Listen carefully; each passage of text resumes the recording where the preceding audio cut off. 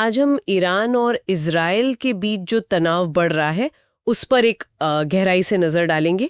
ये middle east के मतलब सबसे पेचीदा और आप कह सकते हैं विस्फोटक टेंशन्स में से एक है। हाँ बिल्कुल। हमारे पास कई सारे लेख हैं, विश्लेषण हैं और हम कोशिश करेंगे कि इनसे जो मुख्य बातें हैं वो निकालकर इस पूरी उलझी हुई स्थिति को समझें। जी, हम यही देखेंगे कि ये दुश्मनी ये शुरू कैसे हुई, इसके पीछे असल कारण क्या है और हाल में खासकर जून 2025 की घटनाओं के बाद ये सीधी लड़ाई में कैसे बदल गई और आगे क्या हो सकता है, इस पर भी बात करेंगे।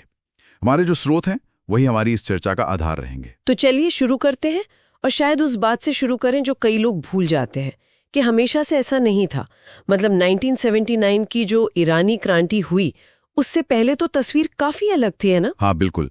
शाह के टाइम में आप देखिए ईरान और इजराइल के बीच एक तरह की वो स्ट्रेटेजिक अंडरस्टैंडिंग थी।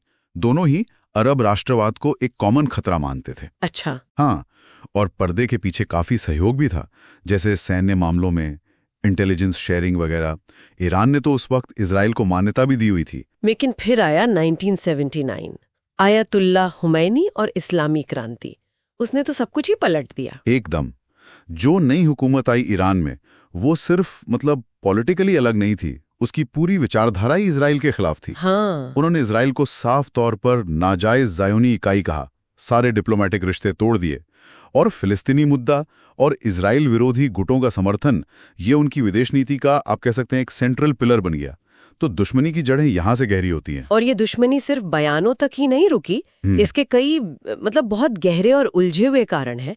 एक तो आपने कहा विचारधारा। हाँ बिल्कुल।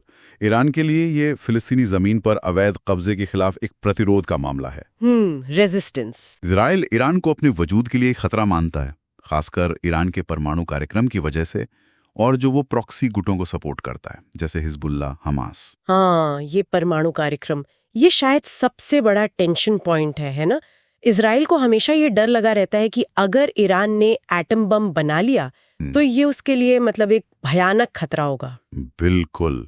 और ये चिंता तब और बढ़ जाती है जब ईरान, जो कि हमेशा कहता है कि उसका प्रोग्राम तो पीसफुल है, वो 60% तक यूरेनियम एनरिच कर रहा है, जो कि आप समझिए वेपन ग्रेड के बहुत करीब है। और वो जो 2015 की डील थी JCPOA, हाँ, वो न्यूक्लियर डील तो अब लगभग कह सकते हैं खत्म ही हो चुकी है। और इसी डर की वजह से इजराइल पर आरोप लगते रहे हैं कि उसने ईरान के खिलाफ साइबर अटैक करवाए, जैसे वो स्टक्सनेट वाला मामला था, या ईरानी साइंटिस्ट्स की हत्याएं करवाईं। तो एक तरफ ये परमाणु चिंता, दूसरी तरफ ये प्रॉक्सी वॉर भी चल रहा है लगातार। सही कहा। ईरान जो है वो लेबनान में हिजबुल्लाह, गाजा में हमास और इस्लामिक जिहाद, सीरिया में अपने समर्थक लड़ा के, इन सबको वो अपना एक्सिस ऑफ रेजिस्टेंस कहता है, प्रतिरोध का ध्रुव। हाँ, और इनका इस्तेमाल वो इजराइल पर प्रेशर बनाने के लिए करता है। और इजराइल भी चुप नहीं बैठता, वो सीरिया में लगातार हमले करता रहा है। सैकड़ों हवाई हमले किए हैं इजराइल ने सीरिया में, ईरानी ठिकानों पर, हथियारों के काफिलों पर। और एक और चीज है, वो जो अब्राहम अकॉर्ड्स हुए, हाँ, UAE, बहरीन वगैरह के साथ इजराइल के रिश्ते नॉर्मल हुए। उससे भी ईरान को लगा कि वो और घिर रहा है और अलग थलग पड़ रहा है। और हाँ, ईरान का जो बैलिस्टिक मिसाइल प्रोग्राम है वो भी इजराइल के लिए एक बहुत बड़ी चिंता है। तो ये जो सालों से एक शैडो वॉर, एक छाया युद्ध चल रहा था, अब ऐसा लग रहा है कि वो सीधी टक्कर में बदल गया है। अप्रैल 2024 में दमिश्क में जो ईरानी कॉन्सुलेट पर हमला हुआ, हाँ, और उसके बाद ईरान ने पहली बार सीधे इजराइल पर मिसाइल और ड्रोन हमला किया। वो एक टर्निंग पॉइंट था। 13 जून को इजराइल ने ईरान के अंदर नतांज और अराक जैसे जो उनके अहम न्यूक्लियर ठिकाने हैं उन पर बड़े हमले किए।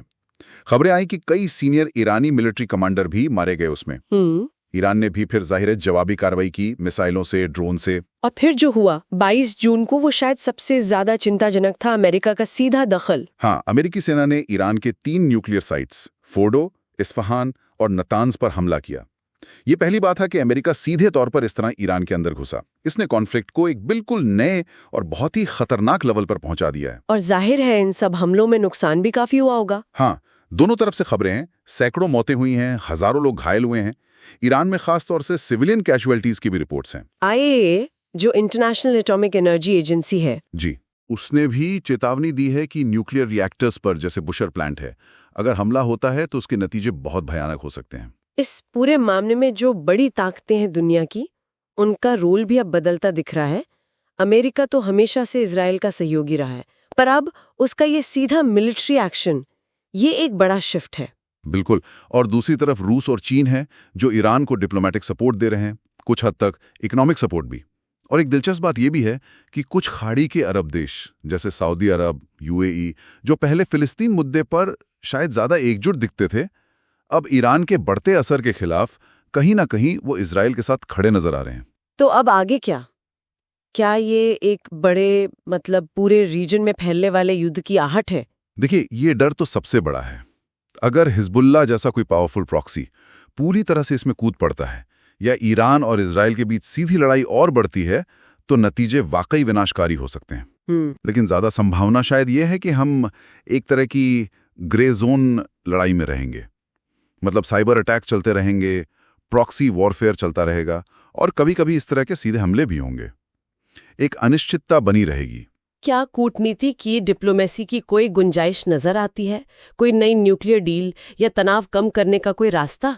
उम्मीद तो रखनी चाहिए, पर अभी के हालात देखें तो बहुत मुश्किल लगता है। दोनों पक्षों में विश्वास की इतनी कमी है और दोनों के अपने अपने जो कट्टर रुख हैं वो आसानी से बदलने वाले नहीं लगते। शायद कोई बहुत बड़ा बाहरी दबाव हो या कोई अंदरूनी बड़ा बदलाव आए, तभी कोई रास्ता निकले। तो हमने देखा कि कैसे ईरान इजराइल के रिश्ते जो कभी एक तरह की दोस्ती जैसे थे, वो अब कट्टर दुश्मनी में बदल गए। और इसके पीछे विचारधारा है, परमाणु महत्वाकांक्षाएं हैं, इलाके में अपना दबदबा बनाने की होड़ है, और जून 2025 के जो हमले हुए, खासकर अमेरिका का सीधा शामिल होना, उसने स्थिति को अभूतपूर्व रूप से खतरनाक बना दिया है। हाँ बिल्कुल। और ये सब हमें एक बहुत अहम सवाल पर लाकर खड़ा करता है कि ये जो इतनी गहरी दुश्मनी है और ये टकराव जो लगातार बढ़ता जा रहा है, इसको देखते हुए आखिर वो कौन सा एक फैक्टर हो सकता है, चाहे वो ईरान में लीडरशिप का बदलना हो या कोई बहुत बड़ी स्ट्रेटेजिक गलती हो जाए किसी तरफ से, या फिर कोई एकदम अप्रत्याशित कामयाब डिप्लोमेटिक कोशिश हो। कौन सी वो एक चीज होगी जो वाकई इस लड़ाई का रुख एक स्थायी शांति की तरफ मोड़ सके, या फिर क्या हम लंबे समय तक इसी तरह की अस्थिरता के साथ ही जीने को मजबूर रहेंगे?